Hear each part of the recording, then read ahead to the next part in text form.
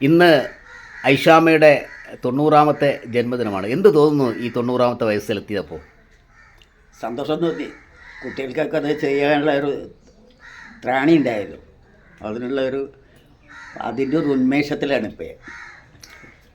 അപ്പോൾ നമുക്കൊരു ഇത് നവതിയാണല്ലോ, അപ്പോൾ ഒരു ശതാബ്ദി 100ാമത്തെ വയസ്സ് തേക്കാൻ ഞങ്ങൾ ആഗ്രഹിക്കുന്നു, പ്രാർത്ഥിക്കുന്നു. ഈ ഇതുവരെയുള്ള ജീവിതത്തെക്കുറിച്ച് തിരിഞ്ഞു നോക്കുമ്പോൾ എന്ത് തോന്നുന്നു? എനിക്ക് സന്തോഷമാണ് തോന്നുന്നത്. ഞാൻ ചെയ്തതൊന്നും തെറ്റാണെന്നുള്ളൊരു ബോധം എനിക്കില്ല. അങ്ങനത്തെ തെറ്റായിട്ടുള്ള ഒരു പ്രവൃത്തിയിലേക്കും ഞാൻ പോയിട്ടില്ല. ഞാൻ നമുക്ക് വേണ്ടി, നമ്മളുടെ നാടിനു വേണ്ടി ഒരുപാട് അടിയും വെടിയൊക്കെ ആയിട്ടുണ്ട്. അതെന്തിനു വേണ്ടിയായിരുന്നു? നമ്മളുടെ നാട് നന്നാവണം എന്നുള്ള ഒരാഗ്രഹമുണ്ട്. പിന്നെ ആദ്യമായിട്ടുള്ള ഒരു മുസ്ലിം നടി എന്നുള്ളത് അതെനിക്കൊരു അഭിമാനം തന്നെയാണ്.